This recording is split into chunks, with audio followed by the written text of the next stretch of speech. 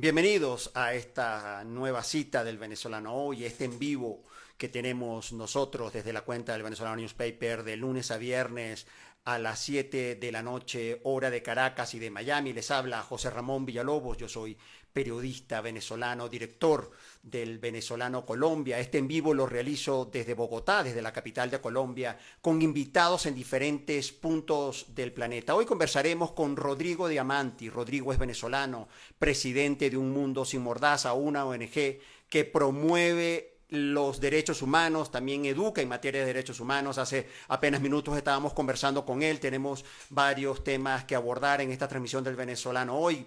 Quería agradecer como siempre a todos nuestros seguidores que se están conectando todos los días a las 7 de la noche para acompañarnos en esta iniciativa conjunta de todo el grupo editorial del Venezolano. Ya tenemos a Rodrigo, no vamos a perder tiempo, ya tenemos a Rodrigo Diamanti nosotros en esta transmisión de El Venezolano Hoy.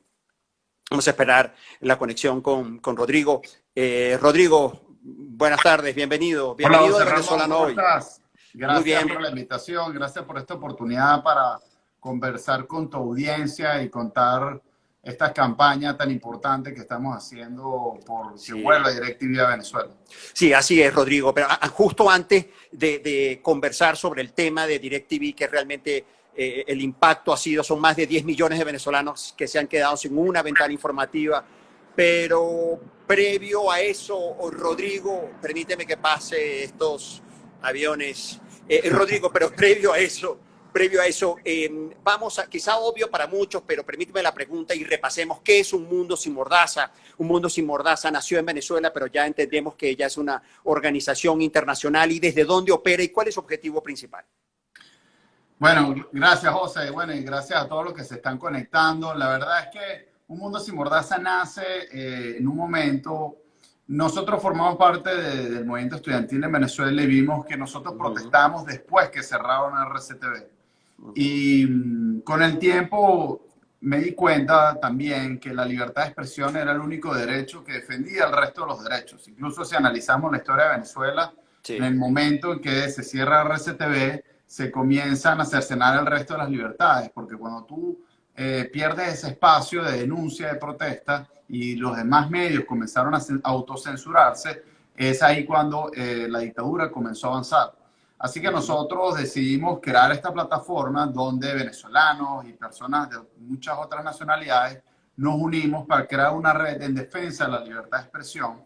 Recuerdo que en su momento hicimos protestas en Argentina por la libertad de expresión en Argentina, en Ecuador, en Nicaragua, en Cuba, en Bolivia, porque todos estos regímenes estaban avanzando y cercenando sobre todo la libertad de expresión. Sí. De ahí en adelante seguimos protestando y alzando la voz, pero de una manera distinta. José, desde el 2010 estamos haciendo campañas a través del arte, haciendo concursos artísticos. Justamente ahora estamos sacando un concurso artístico contra el racismo que se llama Black Lives Matter, que lo pueden buscar en nuestras redes sociales, @sinmordaza.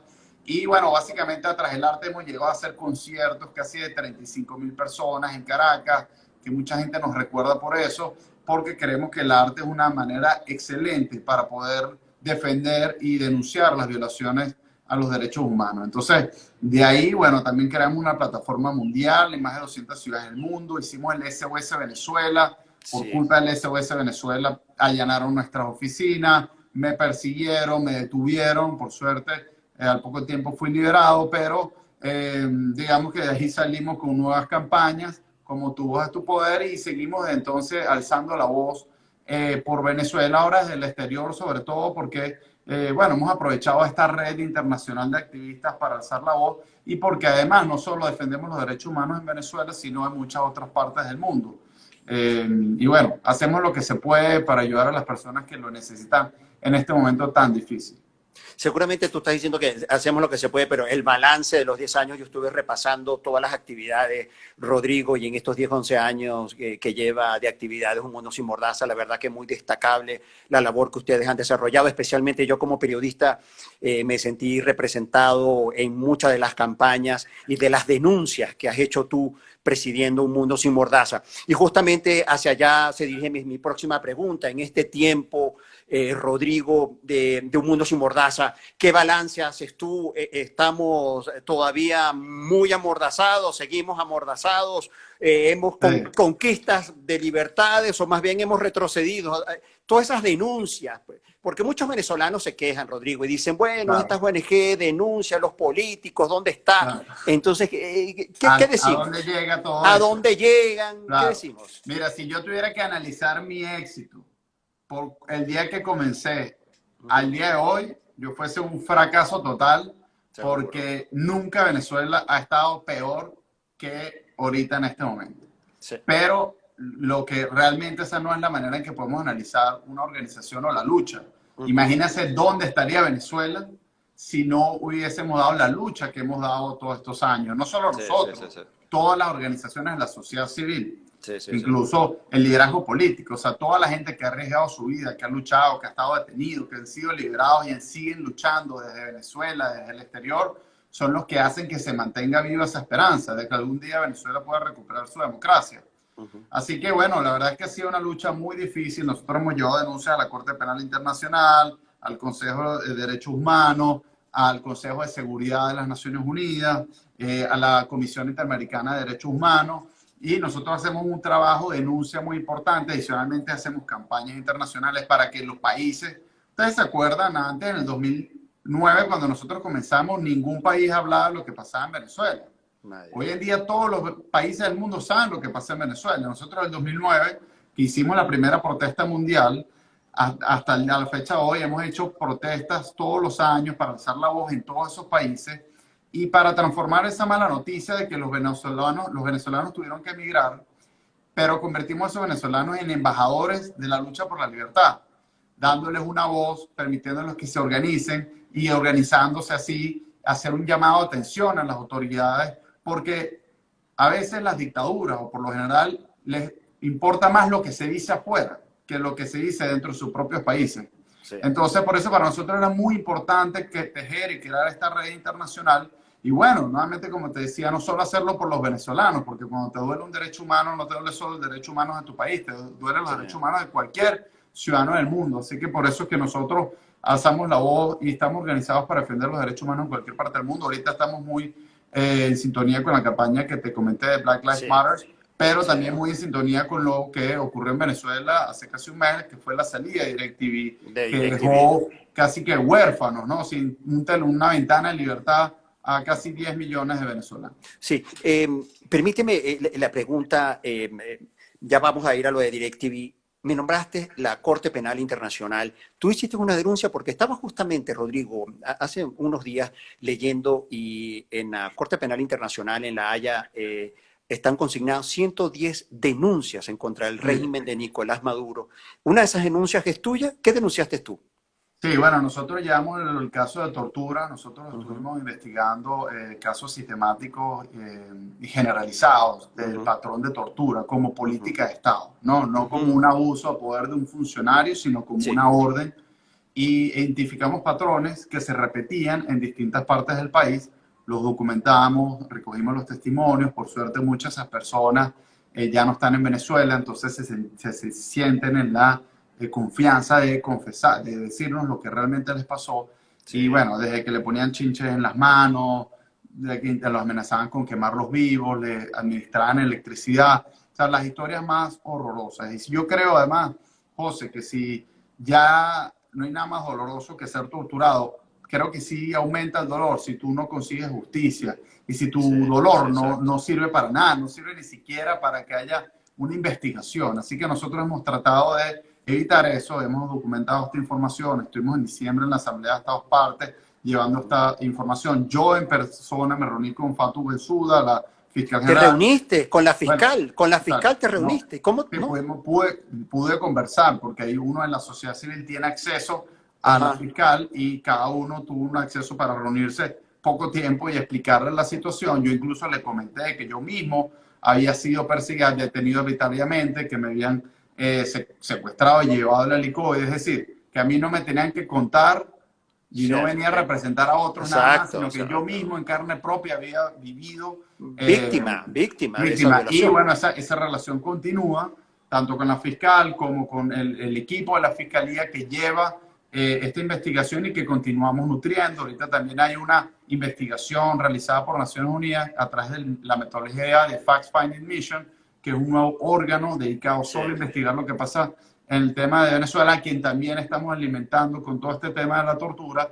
Y bueno, y ese no es el único delito que se está investigando sobre Venezuela. Está también ejecuciones extrajudiciales, abuso sexual, muchos otros temas. Obviamente las detenciones arbitrarias, casi 15.000 personas han sido detenidas de que los últimos años de que Maduro llegó al poder. Es decir, todo esto como una política de Estado para controlar una sociedad. Y esto se llama crimen de lesa humanidad, que fue además lo que se investigó también en la OEA, donde también pudimos colaborar, que determinaron esta información y que por esa razón se refirió el caso ante la Corte. Ahora, la gente se frustra porque los tiempos de la Corte son lentos. Bueno, pero es que los tiempos son los tiempos de la Corte en general.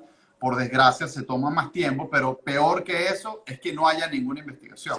Peor que eso es que no se documenta. Ahora, esto, si pasa el tiempo y no se logra recuperar la democracia en 2, 3, 4, 5 años, esto va a ser muy importante porque ahí sí va a haber una decisión.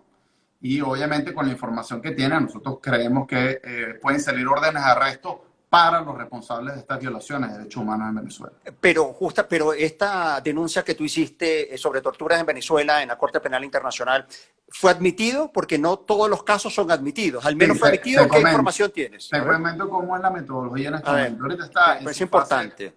Preliminar. Sí, es que el tema de la Corte es que es casi escurridizo, porque es un tema nuevo, un sistema nuevo, y bueno, es la primera vez que bueno, ya Colombia está, y que Venezuela, pero digamos que somos el segundo caso que de la América Latina que estamos ante la Corte.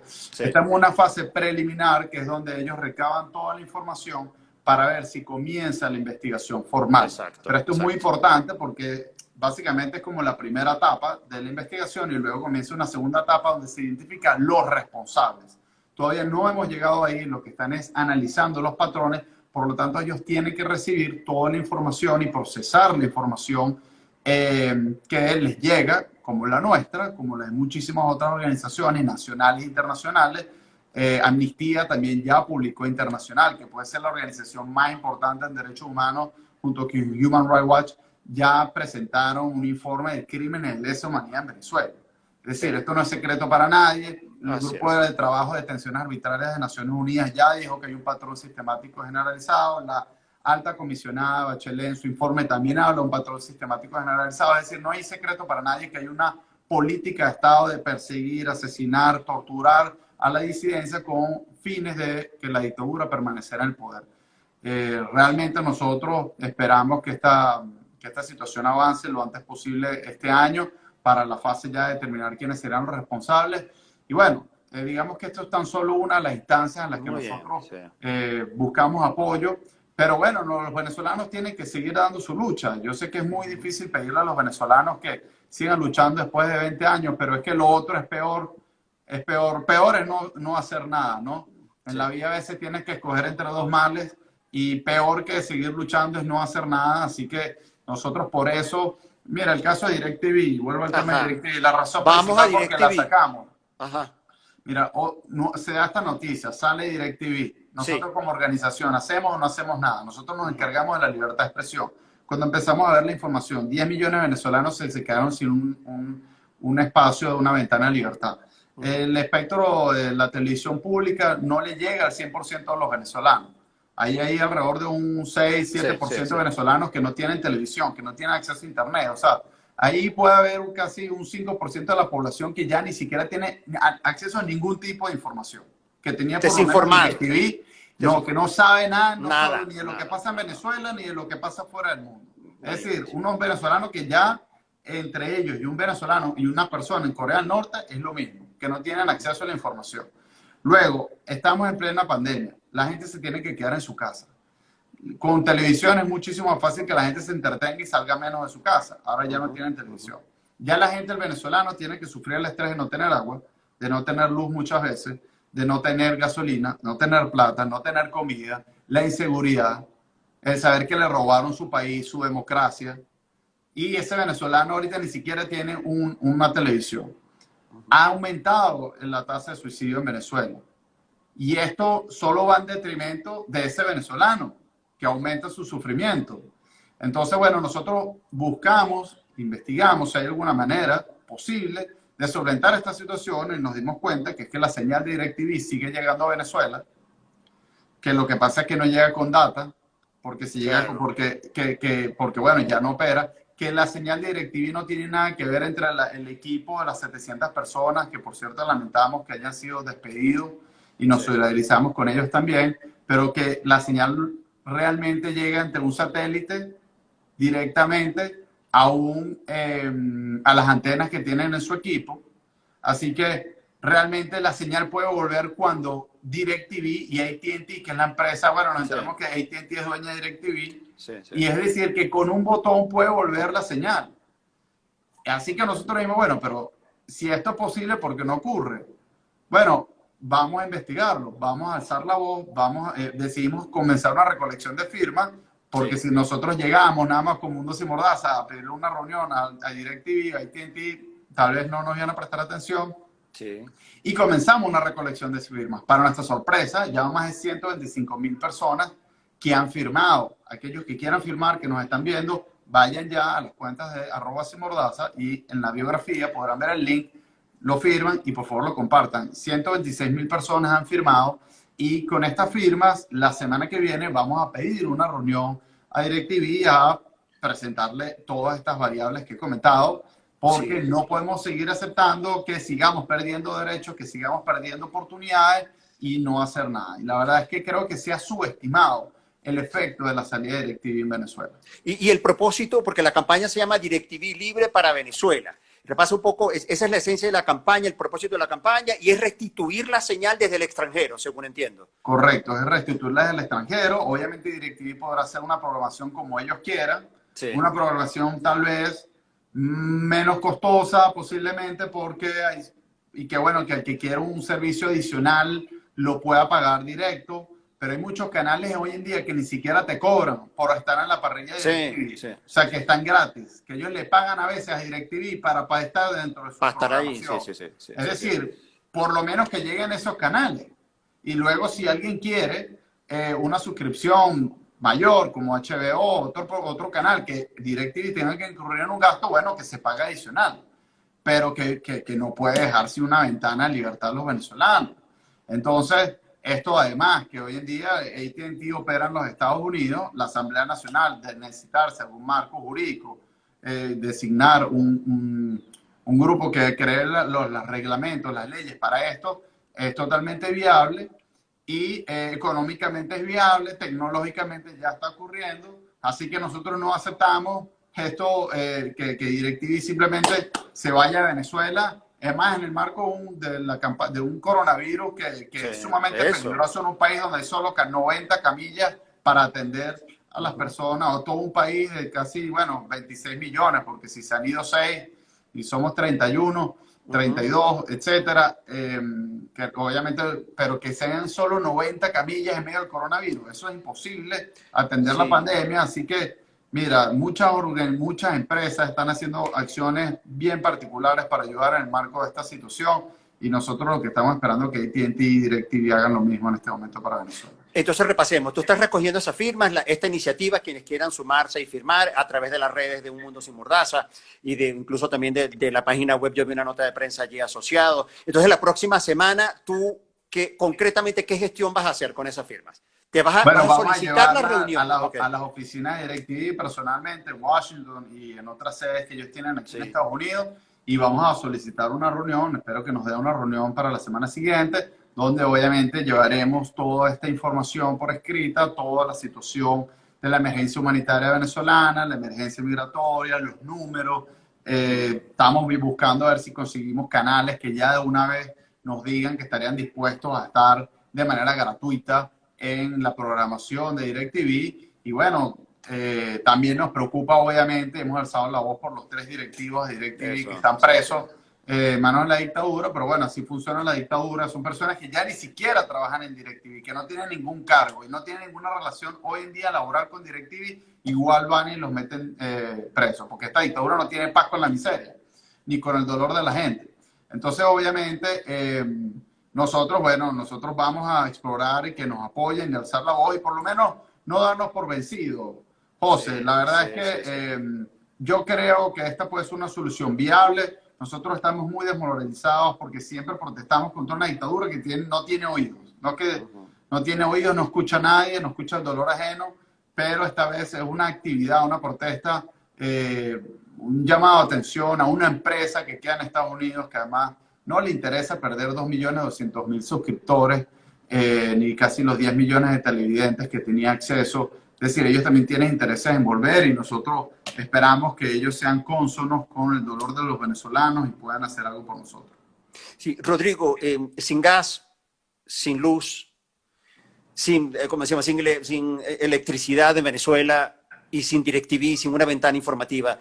Yo tengo tiempo, te decía que no estoy en Venezuela. ¿Cuáles son los medios de comunicación abiertos, al menos de televisión? ¿Qué queda? ¿BTV, Globovisión y Claro, Venevisión? Y Televen, prácticamente, ¿no? Que están en manos del régimen de Maduro. sí, es muy doloroso. O sea, entonces tú tienes un porcentaje de la población que no tiene ningún tipo de acceso a medios. Para darte A una idea, en medios. Corea del Norte la gente no se entera ni Sí, quién sí, gana el sí, sí. Mundial de Fútbol. Sí, Bueno, sí, no esos se venezolanos sabe. van a estar pronto en esa situación. Luego tienes un porcentaje importante de la población que solo tiene acceso a medios oficiales. Es decir, a la versión que la dictadura vende de la realidad. Ujú. Y Sí, que sí, sí. además está en una situación de vulnerabilidad porque en esos medios no sale lo que está pasando. Si ocurren saqueos en tu ciudad no te vas a enterar. Si te vas a enterar tal vez por las redes sociales, pero las redes sociales, Venezuela tiene el internet más lento del continente Sí. y no todo el mundo puede tener internet. Entonces realmente es preocupante porque el acceso a la información no solo te ayuda a no tener una mordaza mental, a poder elegir correctamente, pero también te ayuda a salvar tu vida porque te puedes informar de lo que está pasando. Y si Sí. no, te puedes colocar a ti mismo en una situación de vulnerabilidad. Entonces, bueno, nosotros estamos muy preocupados y bueno, siempre lo hemos estado desde que comenzamos hace 11 años por las libertades, los derechos humanos en Venezuela. Nunca pensamos, ni en mi peor pesadilla cuando comencé en esto, que yo comencé casi a los 18 años en este tema de trabajar en derechos humanos, pero nunca pensé que íbamos a llegar a esta situación tan dolorosa y tan difícil.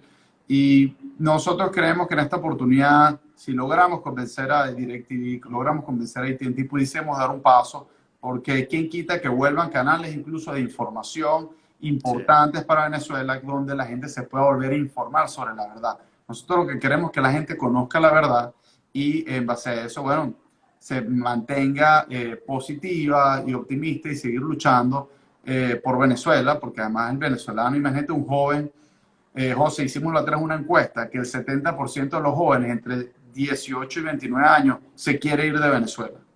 Imagínate. Sí, ¿Cómo sí, no sí. se va a querer ir de Venezuela si, como tú dijiste, no hay agua, no hay luz, no hay electricidad, hay inseguridad? Han muerto casi 320.000 personas desde que comenzó este proceso en manos de Lampa. ¿Qué tipo de futuro tiene un joven que no tiene acceso ni a televisión?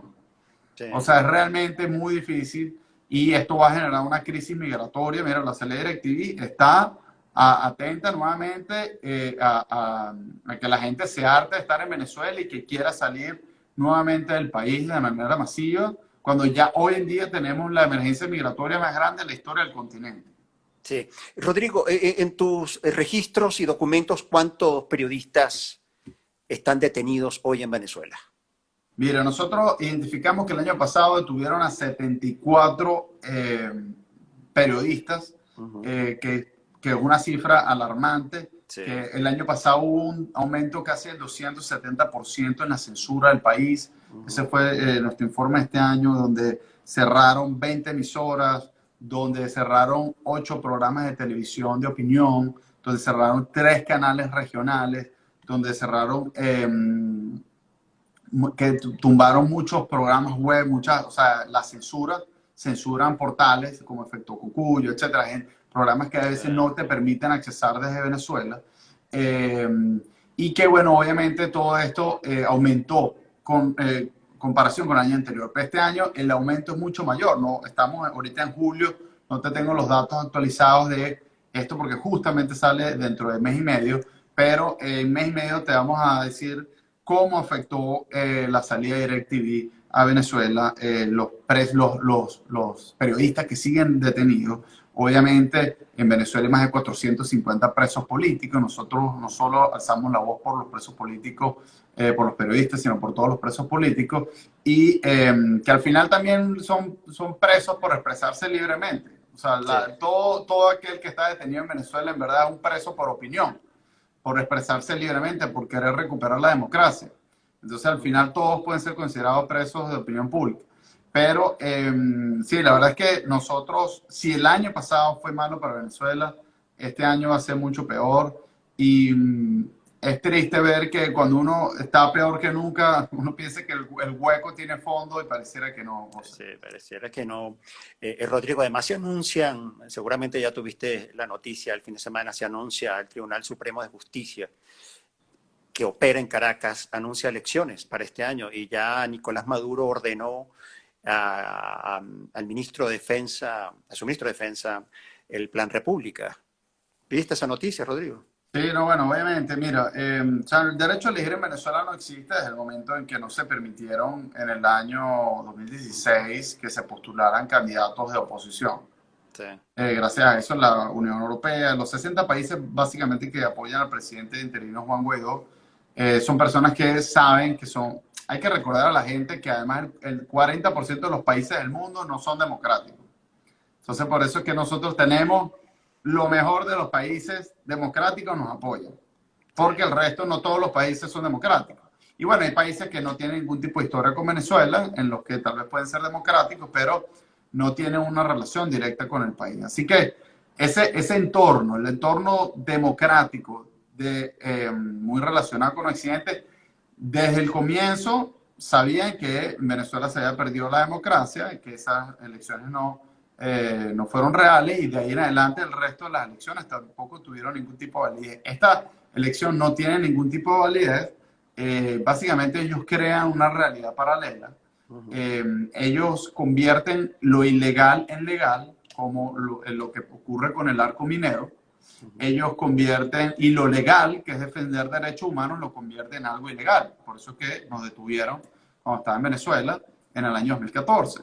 Entonces ellos crean este mundo paralelo donde lo bueno es malo y lo malo es bueno, y donde ellos crean estas elecciones falsas, y que bueno, por suerte, la comunidad de las naciones de estos 60 países saben que eso no tiene ningún tipo de validez y ya se han pronunciado. La Unión Europea ya se pronunció diciendo que esto, en vez de colaborar a mejorar la situación política, económica, social en Venezuela, esto va en detrimento de la situación, hacen un llamado a la dictadura de acceder para buscar una solución en la que podamos recuperar la democracia. Es decir, si ellos creen que van a engañar a alguien, no van a engañar a nadie, pero bueno, ellos crean esta realidad paralela y con esa realidad paralela siguen adelante.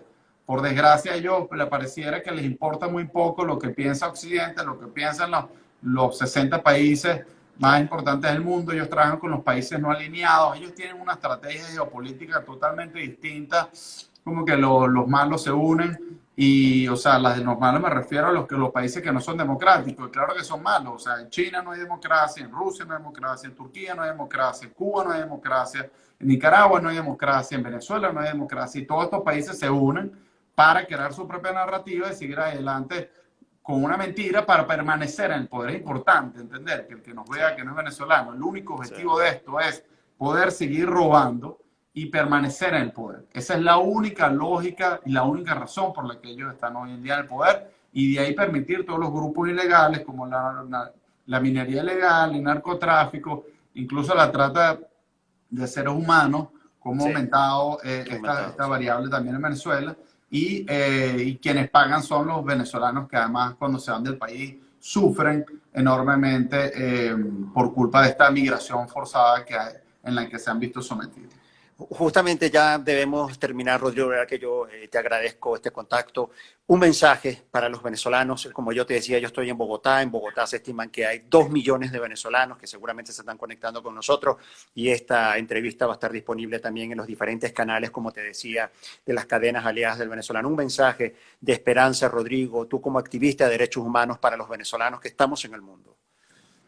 Bueno, los venezolanos que están fuera de Venezuela, lo que les puedo decir es que sigamos luchando. Y tienen las redes de Un Mundo Sin Mordaza. Si ustedes se quieren activar en sus países, nos pueden escribir a unmundo@sinmordaza.org o nos siguen en Instagram y nos pueden escribir por Instagram, porque nosotros queremos convertir esa mala noticia de la diáspora en una buena noticia, que es que seamos embajadores del exterior. Porque no importa donde tú estés, sea dentro de Venezuela o fuera de Venezuela, hay que seguir luchando. Hay algo que nunca vamos a dejar de ser, que es ser venezolano. Así que es imposible olvidarnos de Venezuela. Aquel que piensa que se puede ir de su país y que más nunca va a escuchar una noticia de un familiar que está pasando trabajo, o un amigo o un conocido, o simplemente la noticia de que su país está pasando por la peor emergencia, es mentira. Siempre nos vamos a entrar. Así que no podemos olvidar a Venezuela, porque ni que quisiéramos lo vamos a lograr. Así que lo que nos queda es seguir luchando hasta recuperar la democracia. Y eso es lo único que nos va a acercar a recuperar la democracia. Lo contrario, sí, ahí sí que es imposible que podamos recuperar nunca la democracia, porque esa solo la vamos a recuperar en tanto que nosotros sigamos luchando desde el exterior o desde cualquier parte de Venezuela. Así que mi mensaje es a seguir luchando, a que además esta solidaridad se extienda con todos los países que viven en dictadura. No puede ser que entonces a uno le duele nada más lo que pasa en Venezuela. Yo lo que he aprendido es que ahora tenemos que luchar por cualquier país, por cualquier sociedad que pase por lo mismo, cosas peores como la nuestra, porque ya nadie nos tiene que contar lo que significa vivir en dictadura, bajo tortura, bajo persecución, y esperamos que ese dolor, para darle sentido, significa que sigamos luchando no solo por nosotros, sino también por las otras personas en cualquier parte del mundo que vivan una situación similar a la nuestra. Muchísimas gracias, Rodrigo, por haber compartido tu experticia, tu experiencia con nosotros. Gracias, en el Venezolano Hoy. Ya sabes, nos tienes a disposición estas transmisiones para compartir. Estamos pendientes la próxima semana, Rodrigo, para que nos informes cómo te fue en esa reunión, sí, los avances que podamos tener y poder compartir con nuestra audiencia. Gracias por habernos acompañado. Gracias, José. Hasta luego. Hasta luego.